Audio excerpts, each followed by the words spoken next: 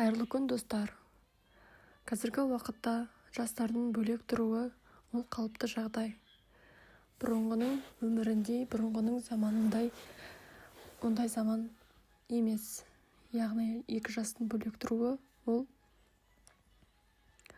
қалыпты болып саналады.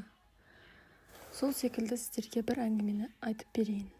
Кешкі уақыт үй іші тыныш сияқты көрінгенмен, дастархан басындағы суық үн бәрін сездіріп тұрды. Енесі қазіргінің келіндері дайын өмірге келеді деп ауыр күрсінді. Бұны естіген келіні үндемей, күйеуі де басын төмен түсіріп отырды. Соңғы кезде де үйде осындай үнсіздік көбейген. Ұсақ нәрседен басталған реніш үлкен қабырғаға айналып бара жатқандай. Түнде келін баласын ұйықтатып отырып, күйеуіне біз бөлек шықсақ қайтеді деп жай ғана сұрады. Күйеуі үнсіз қалды. Анам жалғыз қалады ғой деді. Бірақ сол күннен кейінгі үйдегі жағдай тіпті қиындай түсті. Ене келіннің әр қадамын бақылап, ұлы екі оттың ортасында қалып жүрді. Бір күні тіпті қатты ұрыс шығып, келін көз жасын тия алмай далаға шығып кетті. Сол түні жаңбыр жауып тұрған. Күйеуі артынан іздеп шықты. Автобус аялдамасында отырған әйелін көріп, алғаш рет оның қанша шаршағанын байқайды.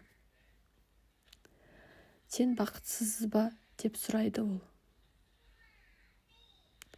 Келін жылаған күйі мен сіздің анаңызды жек көрмеймін, тек өз отбасымыз болғанын қалаймын деп күрсінеді. Осы сөздер ер адамның жүрегіне қатты тиіп, ойланып қалады. Ертеңіне күтпеген жерден жағдай болып, ене көрші үлкен әжемен сөйлесіп отырып, келіннің түнде жылап кеткенін естиді. Сол сәтте енесінің жүрегі шым ете қалады. Кешке бәрі үнсіз шай ішіп отырғанда, енесі баяу ғана пәтер қарап көрдіңдер ме деп сұрайды. Екеуі аң-таң болып қалады. Әр үйдің өз шаңырағы болу керек екен, оны мен кеш түсіндім дейді енесі көзін тайдырып. Сол сәттен бастап үйдегі ауыр атмосфера тыныштық еріп кеткендей болады. Бірнеше айдан кейін екі жас бөлек үйге көшеді, бірақ аралары алыстамайды. Керісінше сыйластық көбейеді. Келіні бұрынғыдан да жиі келіп, енесіне қамқор бола түседі. Сонда енесі бір шындықты түсінеді. Кейде баланы қасыңда ұстап қалу махаббат емес, ал босатып өз өмірін құруына мүмкіндік беру нағыз ана махаббаты деп ойланып қана қалады.